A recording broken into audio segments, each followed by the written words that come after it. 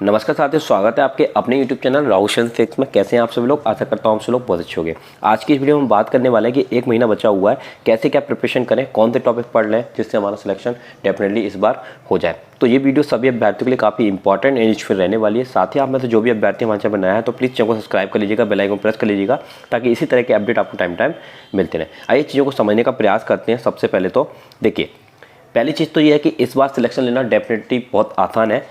45,000 vacancies हैं जो कि पिछली साल की कंपैरिजन में बहुत ज़्यादा है।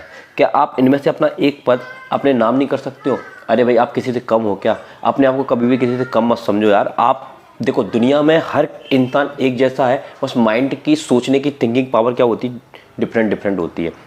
अगर आप ये सोच लेते हो कि हमें एक पद चाहिए तो चाहिए, किसी भी स्थिति में चाहिए, बस अब जैसे मैंने बोल दिया कि मुझे चाहिए तो उसके लिए जुनून भी लाना पड़ेगा, डेडिकेशन के साथ पढ़ाई भी करनी होगी। अगर आप पूरी मेहनत करते हैं, जी जान लगा देते हैं ना, तो इस बार डेफिनेटली आप सिलेक्शन लेने वाले हैं। देखिए, सिलेक्शन लेने के लिए सबसे पहली चीज़ जहाँ पर मैं आपको बता दूँ कि देखिए, सबसे इंपॉर्टेंट काम यह है कि अगर आपको सिलेक्शन लेना है तो आपको मॉक टेस्ट रेगुलर देने पड़ेंगे। तो जो व्यक्ति, जो भी स्टूडेंट इस बार मॉक टेस्ट रेगुलर दे रहा है उसका सिलेक्शन डेफिनेटली होने वाला है। क्योंकि मॉक टेस्ट देने से क्या होता है कि हमारा कॉन्फिडेंस बढ़ता है, और हम ऑनलाइन मॉक टेस्ट देते तो उससे हमारा कॉन्फिडेंस और ज़्यादा डेवलप होता है। क्योंकि इस बार जो टाइमिंग है वो 1 आवर की है, और अगर आप मॉक टेस्ट जितना ऑनलाइन देंगे तो आपको पता चलेगा कि हम कितना टाइम कंज्यूम कर पा रहे हैं हर एक सब्जेक्ट में। सबसे पहले मैं आपको एक चीज़ और बताऊं, यहाँ पर स्ट्रेटेजी क्या होनी चाहिए कि अगर हम मॉक टेस्ट दे रहे हैं तो ये सोच कर दो कि कल ही हमारा पेपर है और आज ही हमें इस पेपर में सिलेक्शन लेना है। मेरे भाई, लेना है तो लेना है। तो ये सोचकर आपको मॉक टेस्ट देना है, ये सोचकर बिल्कुल भी देना है चलो ठीक है यार दे लिया, अब हमारे कम नंबर आ रहे हैं, हम हताश हो जाते हैं, डिमोटिवेट हो जाते हैं। तो ऐसा बिल्कुल भी मत करिए। आपके कम नंबर आए तो उससे मोटिवेट होइए कि साला अभी कम नंबर आए तो अगले में हमको ज़्यादा लेकर ही आना है, कुछ भी हो जाए। ठीक है, तो देखो स्ट्रेटेजी क्या रहेगी। सबसे पहले अगर आप मॉक टेस्ट दे रहे हैं तो सबसे पहले आप रीजनिंग को उठाइए। रीजनिंग में कम से कम इतनी अच्छी प्रैक्टिस करिए कि आपका केवल 10 मिनट लगे और आप रीजनिंग को उड़ा दो। ठीक है ना। दूसरा, फिर इसके बाद लीजिए आपका इसके बाद ले लीजिए आप हिंदी। पहला रीजनिंग हो गया 10 मिनट में, इसके बाद आप लीजिए हिंदी। हिंदी में भी चलो ठीक है, आपने 10 मिनट दे दिए, ठीक है, दोनों में 10-10 मिनट दे दिए, आपके 20 मिनट यूज हो गए। ठीक है, अब अगली चीज आती है, इसके बाद आपको लेना जनरल अवेयरनेस। ठीक है, अब जनरल अवेयरनेस में भैया कोई युद्ध तो नहीं रखना चाहिए, तो बल्ट किए, आता है तो ठीक है, नहीं आता तो ज़्यादा टाइम देने की जरूरत नहीं है। 5 मिनट में आपका काम हो जाएगा, कोई बुद्धि भी नहीं लगाना। एट ए टाइम अगर आपको क्वेश्चन का आंसर पता तो आप टिक मारोगे, आगे बढ़ जाओगे। अब जो 25 मिनट के बाद अब जो आपके पास टाइम बचा है ना, पूरा का पूरा टाइम कोशिश करिए मैथमेटिक्स में। मैथमेटिक्स ही सब अभ्यर्थियों का वीक पॉइंट है। तो मेरे भाई, मैथ से बिल्कुल भी डरना नहीं है, डर गया तो उसको मैथ समझ में नहीं आने वाला। तो अभी फिर उसके बाद आपको क्या देना है, मैथ देना। अभी बता रहा हूं मैथ में कौन कौन से टॉपिक आपको पढ़ने हैं। ठीक है, अगर इस तरह से आप मॉक टेस्ट देंगे ना तो आप अपने टाइम को क्या कर पाएंगे, सेव कर पाएंगे। अगर आप पहले ही मैथ उठा लेंगे या पहले कोई अदर सब्जेक्ट उठा लेंगे जो ज़्यादा टाइम कंज्यूम करे, तो आप डेफिनेटली मॉक टेस्ट में नंबर नहीं ला पाएंगे और टाइम भी मैनेज नहीं कर पाएंगे। तो टाइम को मैनेज करना है तो पहले रीजनिंग, उसके बाद हिंदी, फिर जनरल अवेयरनेस, और पूरा टाइम आपको किस में देना है, मैथमेटिक्स। ये स्ट्रेटेजी आपकी मॉक टेस्ट के साथ साथ एग्जाम में भी होनी ही चाहिए। ठीक है, आइए अगली चीज़ मैं आपको बताता हूँ। अब मैथमेटिक्स में कई अभ्यर्थियों को प्रॉब्लम आ रही है कि मैथमेटिक्स हमारा बिल्कुल वीक है।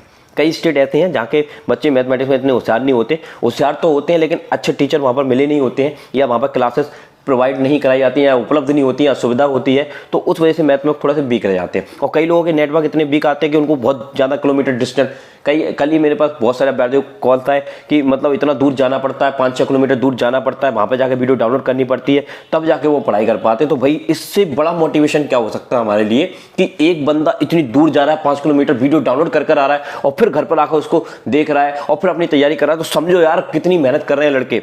तो आप लोगों को भी इसी प्रकार मेहनत करनी है।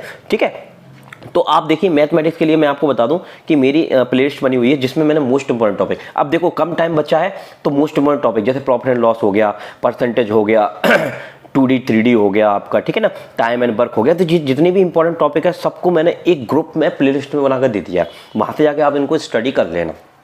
ठीक है, और अगर आपकी प्रैक्टिस अच्छी है तो केवल मोस्ट इंपॉर्टेंट टॉपिक की क्या करना है, आपको प्रैक्टिस करना है। समझ में बात? तो मैथ में कोई दिक्कत नहीं आएगी। फिर भी इतना मैथ तो कर लो कि कम से कम अगर आपका वीक भी है तो 10 से 12 क्वेश्चन तो आप मैथ में करो यार।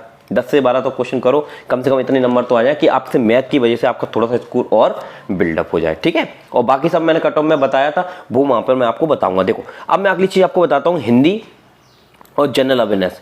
इनकी प्रिपरेशन के लिए आपको क्या करना है, जैसे हिंदी में आप कोई टॉपिक पढ़ रहे हैं, ठीक है, आप अगर आपको उस टॉपिक के बारे में नॉलेज है तो कोई दिक्कत वाली बात नहीं है। आप टॉपिक ले लिया आपने, अब आप एक काम करो, तुक्के लगाना स्टार्ट करो। कुछ क्वेश्चन ऐसे होंगे जो आपको आ जाएंगे, ठीक है, उन पर टिक मार दोगे, और जो नहीं आ रहा है उनमें दिमाग लगा के आप तुक्के मारो। फिर लास्ट में जाके आप अपनी आंसर शीट चेक करोगे, जो क्वेश्चन गलत हुए हैं उनको ध्यान से देखोगे, फिर से पेंसिल से रब करोगे सबको दोबारा से तुक्के मारना स्टार्ट करोगे, तो इस बार आपको जो तुक्के मारे थे वो क्वेश्चन भी याद हो जाएंगे।